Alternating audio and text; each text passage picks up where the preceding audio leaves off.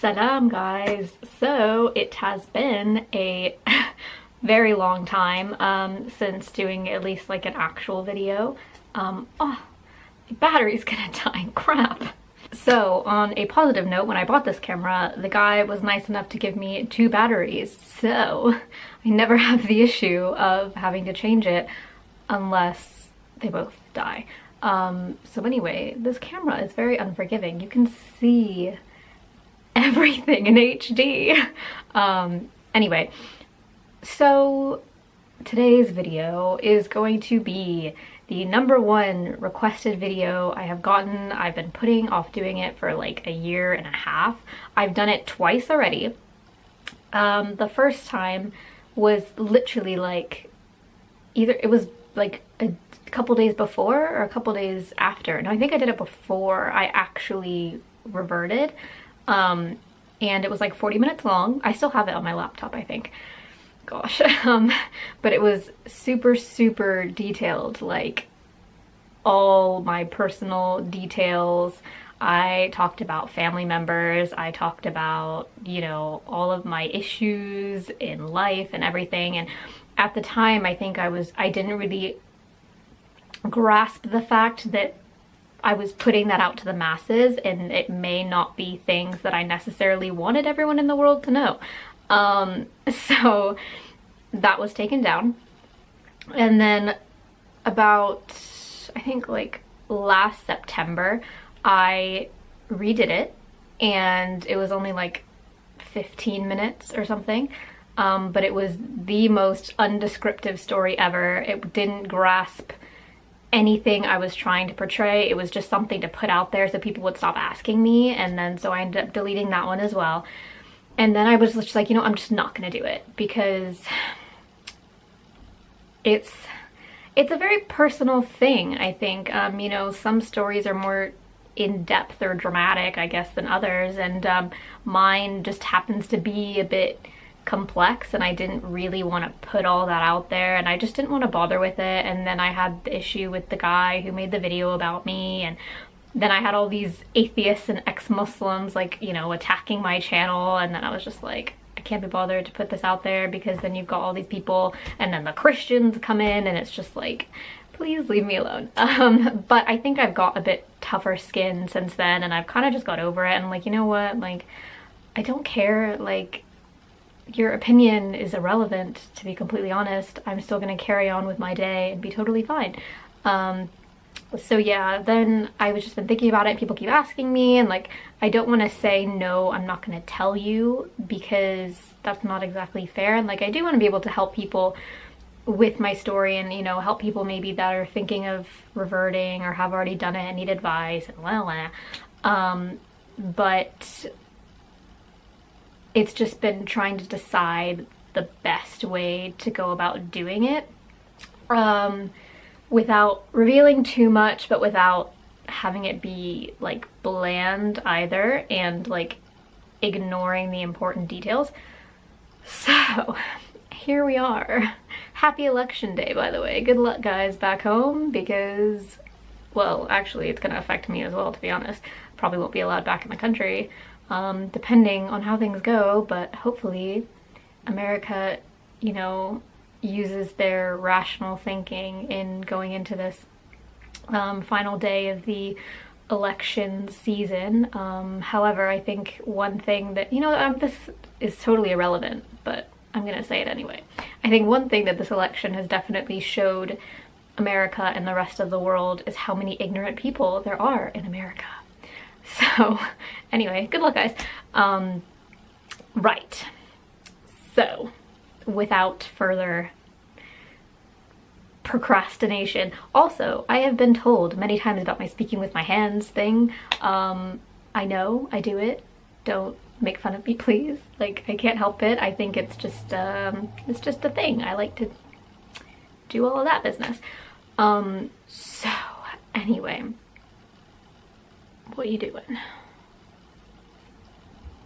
Where do you even begin? I don't know. Okay, basically, all right, general background. My family is Christian. I come from a Christian background on both sides.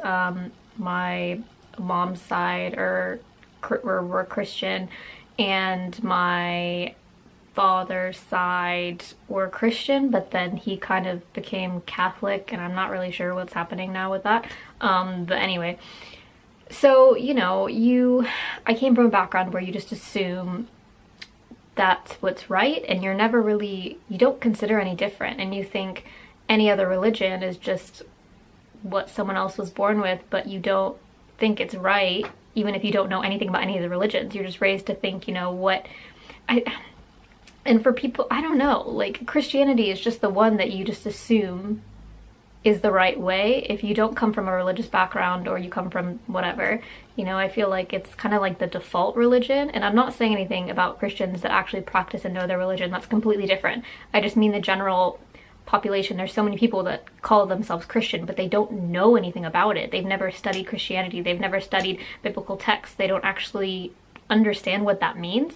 But it just is something that people use as an identifier, even if it's... So, you know, growing up, even though I didn't really know much about Christianity other than Jesus is Lord and Savior, that's it, you know. That's all I knew. I consider myself a Christian even though I didn't know anything about it.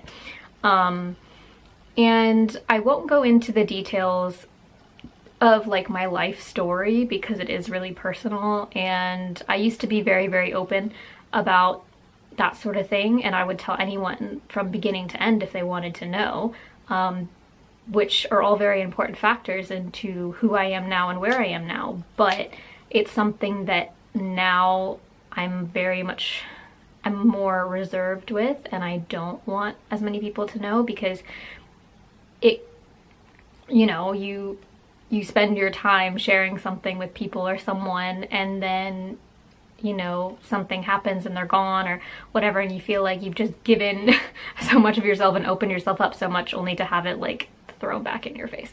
And so on a larger scale, I don't really need the whole world to know as well, because that's just that many more people to throw it back at me. So yeah, I won't go too much into it, but I will give a brief details sort of thing. You know, I didn't have a good upbringing. I did not have a great childhood, you know, things were tough. I wasn't with both parents, and the parent that I was with was not well, you know, and my mother ended up passing away at when I was 14, and from the age of like kindergarten to like, well, since till I graduated high school, I went to like 9 different schools. You know, I moved around a lot. I was always having to say goodbye to people, and all the moves were rather like abrupt. It wasn't, oh, in this many months we'll be moving. It was always like a couple days before or something that I'd find out that I have to leave again. So, you know, I stopped kind of getting close with people. I stopped forming those relationships, and I kind of just, you know, got used to the fact that I was just kind of had to go everywhere, and you know, and it makes you kind of self-reliant, and you kind of just stick to your own thing because it's too painful to continuously open up to people, get close to people, and then something happens, and you know, you just feel like you've wasted your time, and you just get put through that pain again and again and again, and it really does take it out of you. So, you know, and with my other parent, things were not great either. And again, I won't go into too much detail about things, but it was just a really tough time from a young age until about like a year ago.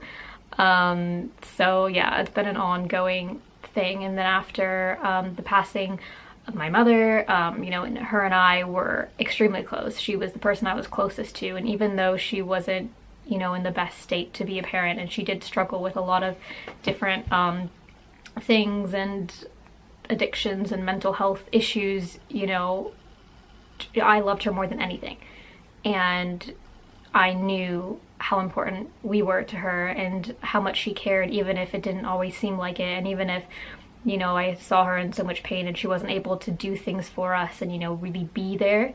I knew how much she cared. And so losing her, even to this day, you know, nothing in this life that could happen to me would top that. Nothing would be worse. So I truly feel that I have had the one thing that could be the worst thing I could experience in this life has already happened to me. So from that, I did it only recently kind of developed this idea of anything that happens to me now it's not worth being so distraught over, because I always remind myself of that, and I'm like, you know what, it's not worse than that. Nothing is worse than that. So in a sense, I'm trying, and I've tried to see the positive in that. So anyway, following that, again, I was still moving around a lot, wasn't in a great home situation, and I had a lot of mental health issues following that. In my previous Instagram post, I opened up a bit about my eating disorder, which those sort of things and the mental health topics, I want to do like a separate video series about that, because I do feel like it's something that's important to speak about, even if it makes me really, really uncomfortable. Because, even after just that post, I had so many people messaging me like, hey, I'm struggling with this, hey, I'm struggling with that, thank you for sharing your story. It's good to know that I'm not the only one. So if I can help people by a means of sharing those things, it's worth it to me to be a bit uncomfortable in, expressing what I went through. So, following that, I developed an eating disorder, self-harm issues, depression, all of the lovely family of bad things. And so that kind of was just like a vicious cycle for a few years. And so that was about from the age of 14, when my mom passed, up until, the age of 18, I think, it was only after that things actually like got better.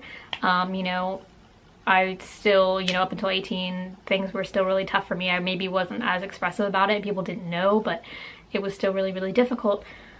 But I think when the religious aspect comes into play for me is that, when I was little and when I was going through all of these things, I have like these vivid memories of multiple times, being alone in my room at night and just feeling this heavy pain of just everything that was happening and everything that was going on around me. But I always felt this like protective presence, I don't know, and for me, that feeling and that entity, whatever, that I was identifying with, that was what I believed in, and that was what I prayed to, because I knew there was something bigger than myself that was taking care of me, because no matter what was going on, I was protected and I was kept safe from a number of things. And so I was never an atheist. I, said I was agnostic for a while, but like I always knew I believed in something. And I knew there was something there. And so I feel like that was the root of everything, really. And so throughout my life, even if I, before, I wouldn't pray if things were good. I wouldn't pray if things were fun, but, I would when things got tough. And, you're just pushed to this point of, like, you don't know what else to do. Like, there's nobody that can help you. There's nothing that can make a difference, so you're forced to ask for help from something bigger than yourself. If you don't have a means of making things better on your own, it's like you eventually are pushed to this point where you have nowhere else to turn to. And I think a lot of people do experience that, even if they don't want to vocalize it or say, it is something that happens when things are really, really difficult. So anyway, fast forwarding, and I kind of carried those memories with me of that presence, I guess, that I felt, and things would come up every so often.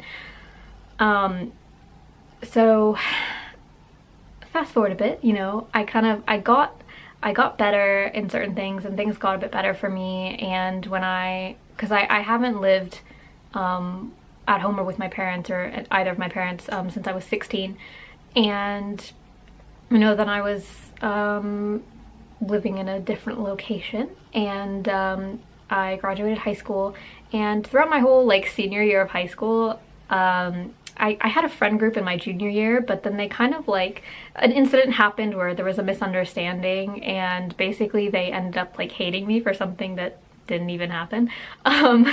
So I kind of was just like, you know what, it's fine, I've got a year left and then I'm gonna go somewhere else anyway, so I'm just not gonna stress about it. So I literally spent my senior year alone. Like, I had no friends because my sister had graduated and I was friends with a lot of her friends, but once they were gone, I was just kind of on my own. So, you know, in that year I joined the spoken word club, which was really, really good, and I really enjoyed and was like an expressive thing for me. And I was taking AP art, and you know, our little weird mix of group in that year, those were like my core friends, and then the spoken word people. But other than that, you know, I kind of just stuck to myself. Like during lunchtime, and so it sounds really sad.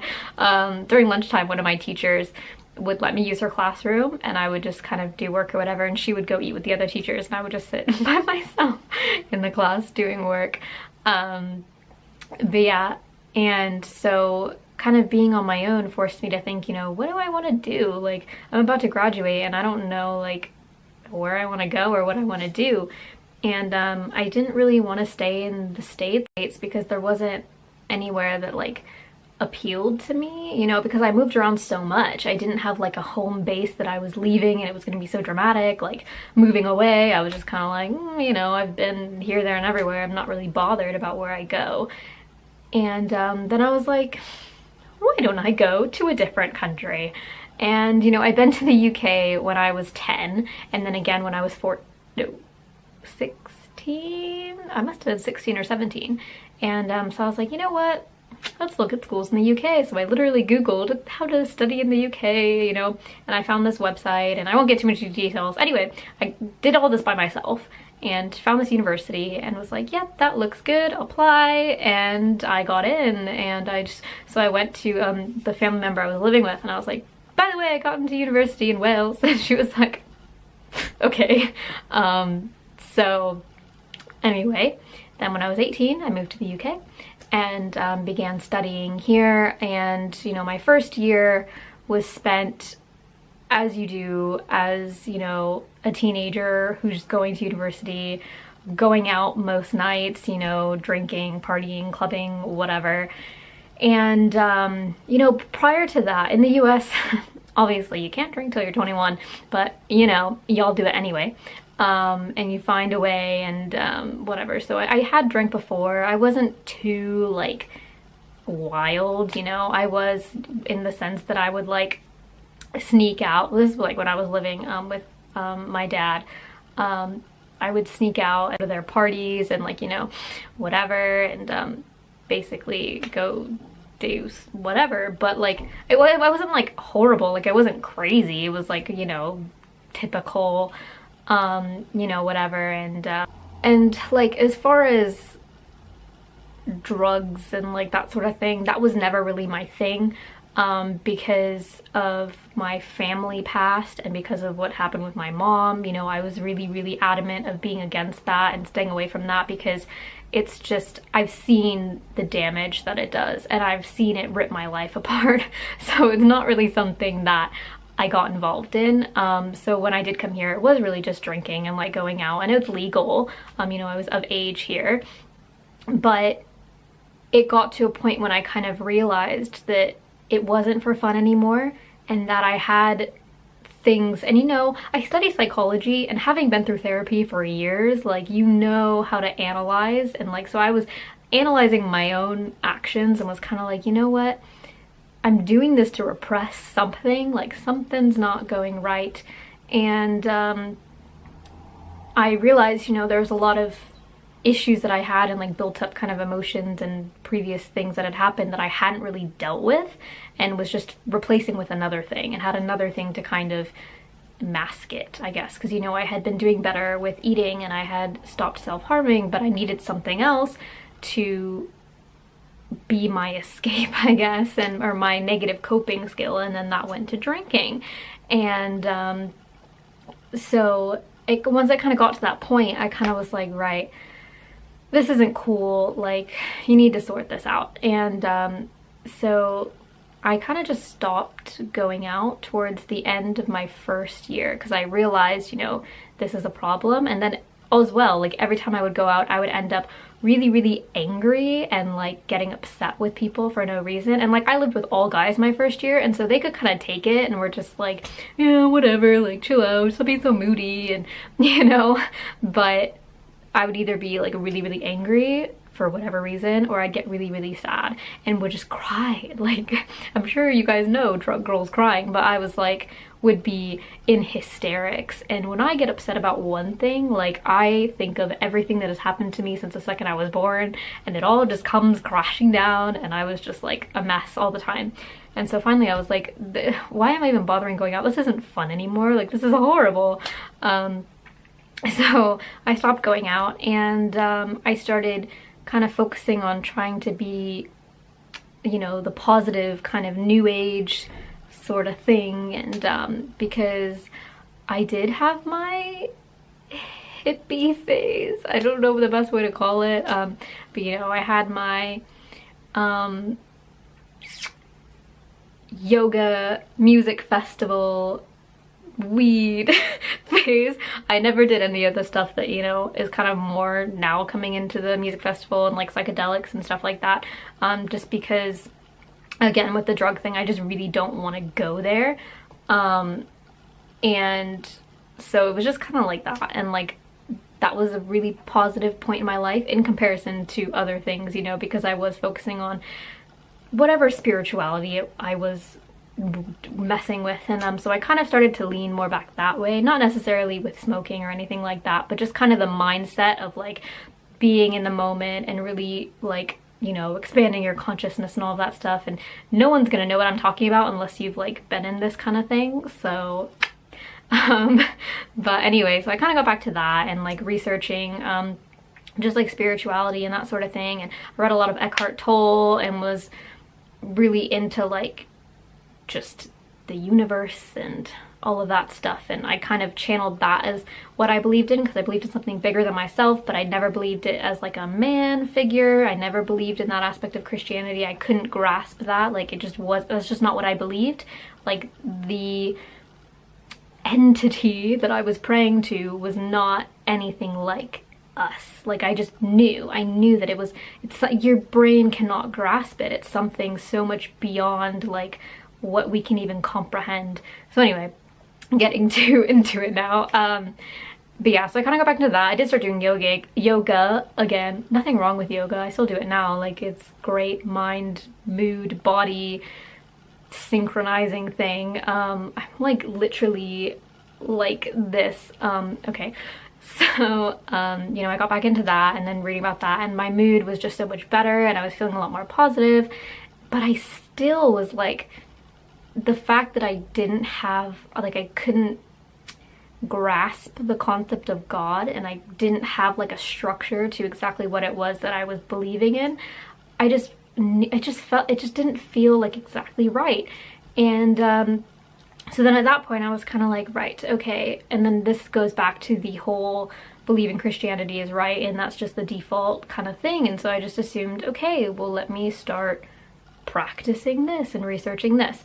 So I ended up somehow finding this church, or this congregation thing, and they started in North Carolina. It's called Elevation Church, and Stephen Furtick is the pastor, and he's amazing. Like I don't care what, like he is an amazing speaker. He is just, you know, with it, like he's just, and he's so intelligent, and just like the way that he, you know, speaks, it really, really grabs you. And so I really connected with that.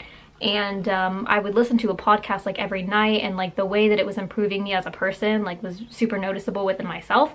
And you know, because even the stuff he talks about, although it is all referenced to like Bible verses and all of that stuff, the lessons are just applicable to everyone. Like it wasn't too like, Jesus says Lord and I don't want, you know, sorry if that's offensive, but you know what I mean. Like it just, anybody could really get something from it. It really, like the way he did it was very, very clever, and it was a really youth-based kind of group thing, so I found that easy to like get with.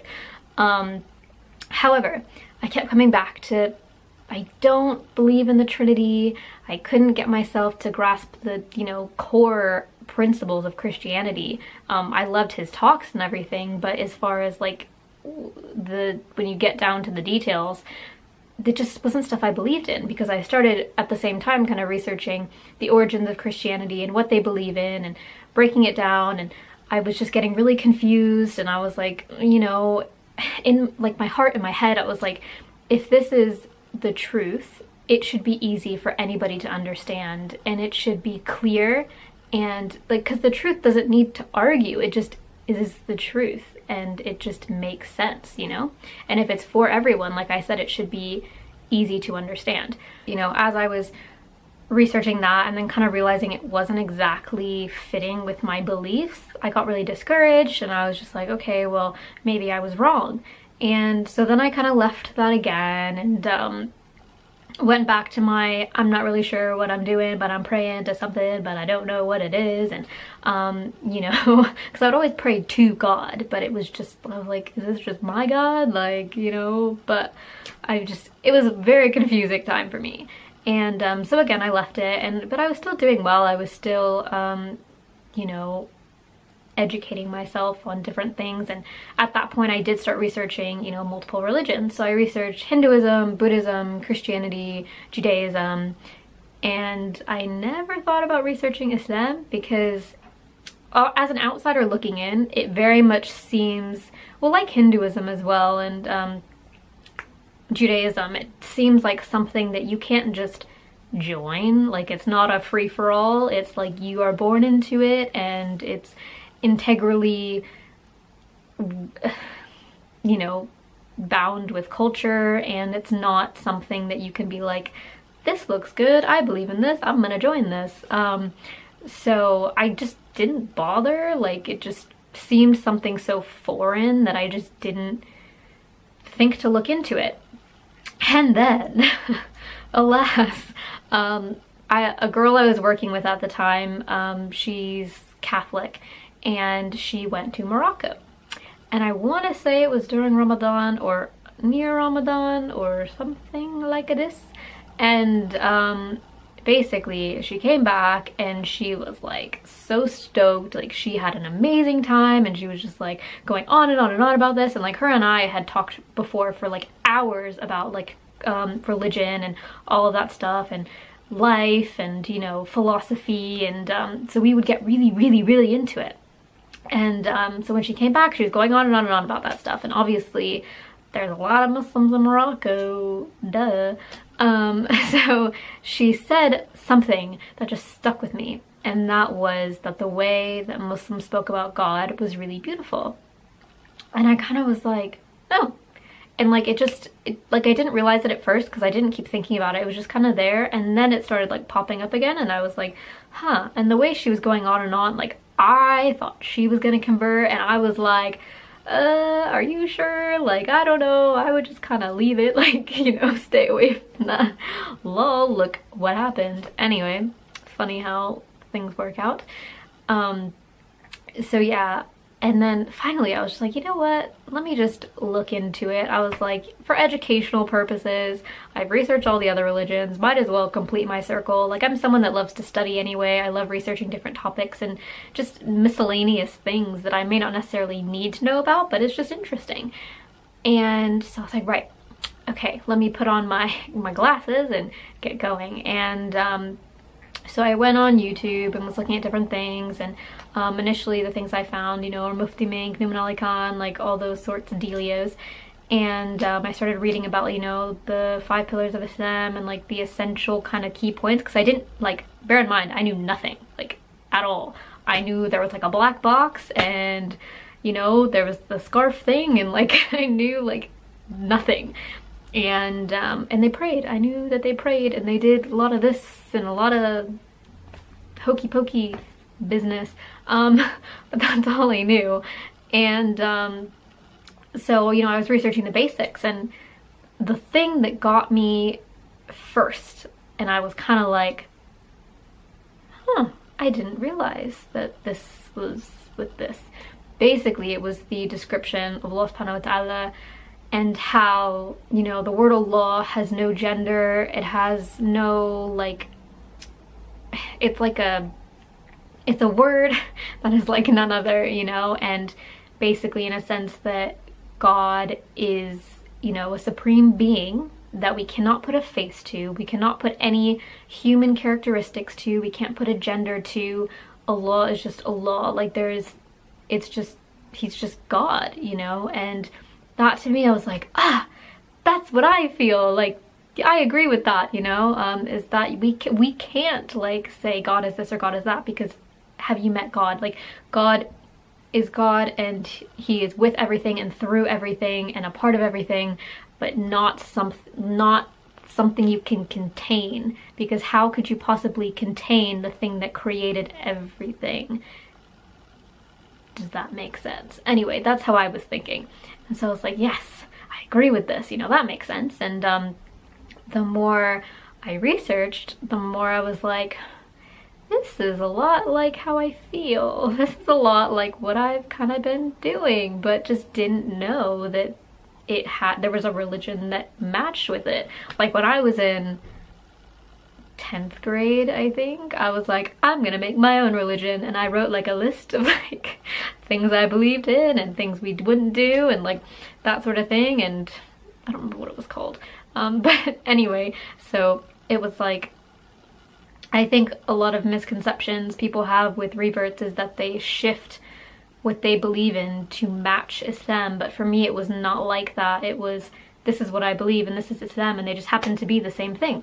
And so obviously I was like initially like, whoa, like this is what I've been looking for. And like, I think, you know, something that's really important is that, you know, obviously Allah is going to give you Islam if it's what is meant for you, but there is that aspect of you need to be seeking it out, you know. If you look at so many reverts, it didn't just fall into their lap, like they wanted this and they needed this, and so Allah gave it to them. And you know, for me, like having gone so long feeling so alone and not having anybody and not knowing who to turn to and who to ask for help from, to suddenly just feel completely like immersed in like, it was like a hug, like a cosmic hug, you know, of like just realizing that there is a God and there is this being I've been talking to has been listening, and he's been, you know, there for me. And a huge thing that like clicked with me as far as like on the spiritual level and not just the intellectual level was the fact that the presence that I felt, you know, when I was little was exactly the same thing I felt when I was researching Islam. It was the same God that I had been praying to, that finally I had like a grasp of, and or as much as you can anyway. And so I think that to me was the real telling point. And I was just like, it was like, it's like fireworks in your brain, and you just kind of like all of these things at once, and you're like, oh my gosh, like it's just clarity. Like that's the best way to describe it. It's like, you know, a veil being lifted. Like if you went your whole life not knowing that you needed glasses, and then you get glasses and you put them on and you're like, oh my god, everything is so clear and like sharpened, and it just makes sense. And yeah, so anyway, that's that spiel. And it kind of reached a point where I was like, obviously I was thinking about, you know, my family and how is this gonna go and like whatever, but I had reached a point where I knew this was right, and I knew that I agreed with this, and I was more afraid of turning away from God and his, you know, truth that he had given me than I was of my family. You know, I knew that I can get through, but turning your back on God is the worst thing you could possibly do. And so I just kept researching and like totally immersed myself in like studying for a good while. And then I was in Florida over the summer and subhanAllah, like I'd stayed in this house multiple times, like on multiple occasions where I was staying in Florida, in the middle of nowhere. Like if you've been to Florida, you know, like the communities and stuff, they're just like randomly placed and like you couldn't even walk to anywhere if you wanted to. Like if you're in Florida, you need a car to go everywhere. And basically I was just chilling in my room and I looked out the window and there was like this line of trees and I saw this like little gold point and I was like, let me see. So I got on my phone and I looked on Google Maps and it was an Islamic center and mosque. And I was like, no freaking way. Like there is nothing in walking distance but this mosque. And I was just like, okay. So I found their website and I emailed and I was like, hi, I want to become Muslim. What do I do? And then I got in touch with the imam and he gave me his number. And so I was messaging him and I had planned to go in, I don't remember what day of the week it was, but whatever. This was a year and a half ago, July 24th, no. Where are we at now? July 2015. And yeah, and so I was just supposed to meet him and like talk to him about stuff and just like have a chat, ask him questions. But I just had this feeling, I was like, if I don't do it now, like I don't know when I'll get another option or like an opportunity.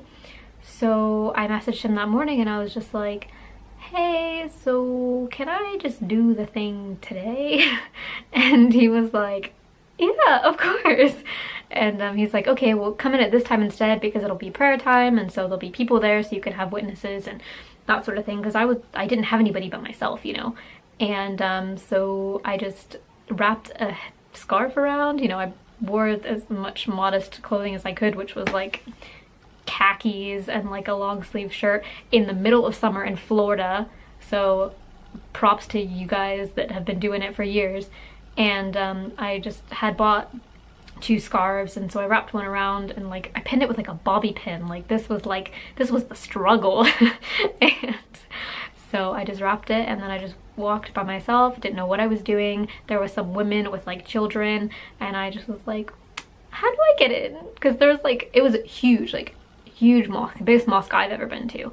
And so there was like 50 entrances and I was like, I don't know like where to go, and they're like, oh, it's right there. Like I was like, oh, okay.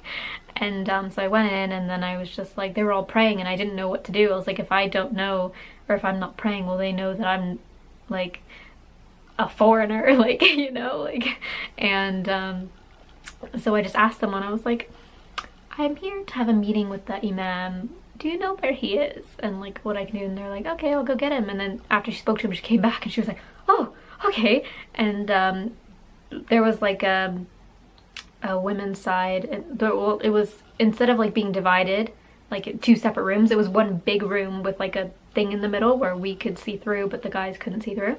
And someone just, like a guy came to the thing and was like, take this, and it was like a microphone, and I was like, okay. So I took it, and then like on speakers the guy or the imam was like, no, sister's here, do you know, take her shahada today, if you can all be witness. And everyone was like, what is happening?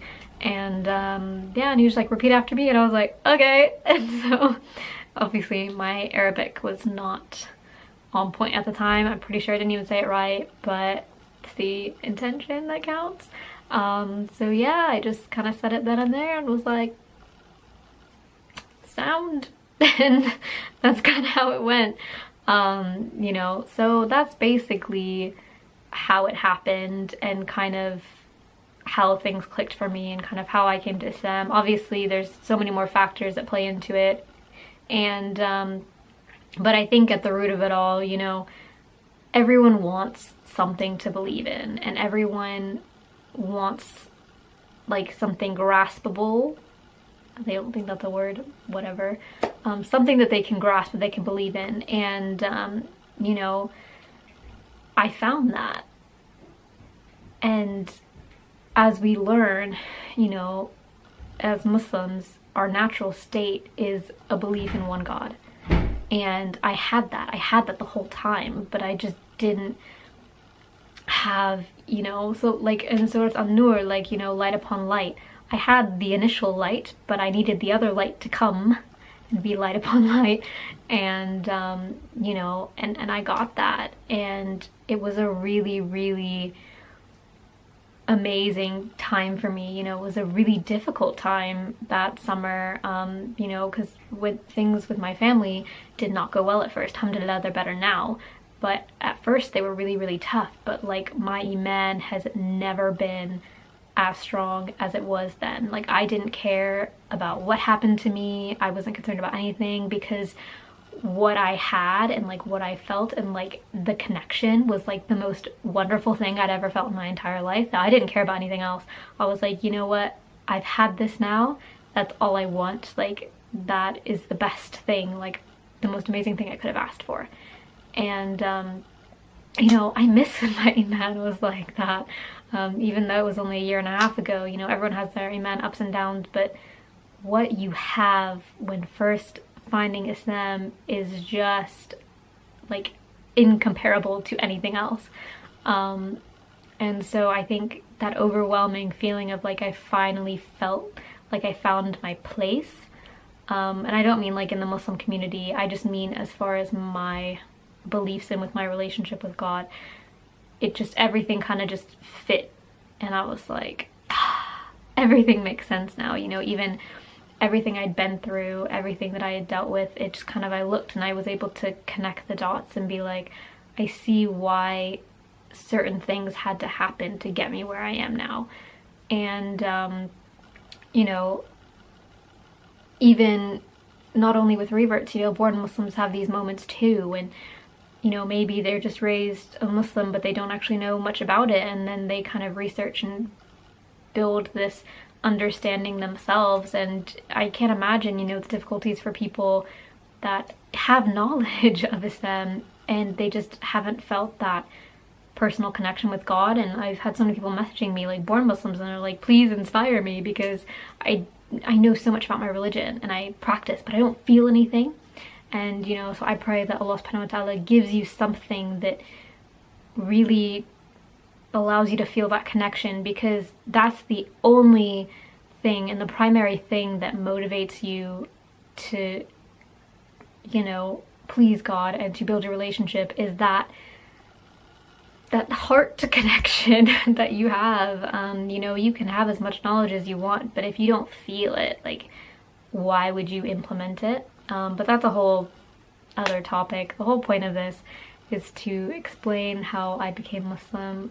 You know, there's a lot of misconceptions about reverts and stuff, that they met a guy, or that, you know, they whatever had Muslim friends. Like, the first Muslim I met that identified as a Muslim, but like I, you know, knew them as Muslim, was the Imam the day I said my Shahada. Like, I didn't have, you know, people influencing me. And I feel like, again, that's like the main misconception, is that somebody must have, you know, corrupted you and like, you know, whatever. But it really was like my own doing, because it's what I was looking for, and when I got like a taste of it, I knew. And so you just want more and more and more.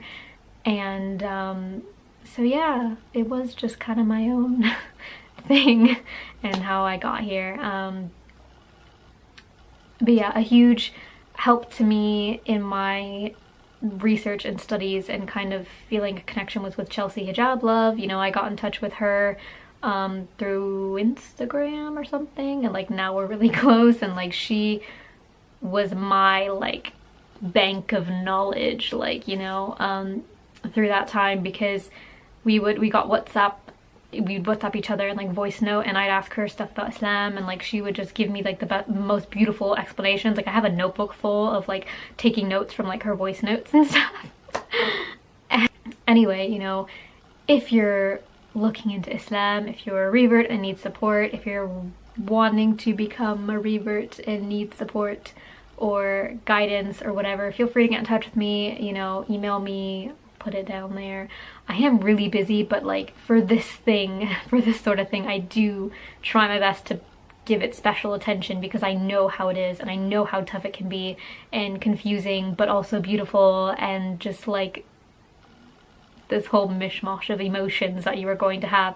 So I'll try my best to, you know, be there for anyone that needs me. Yeah.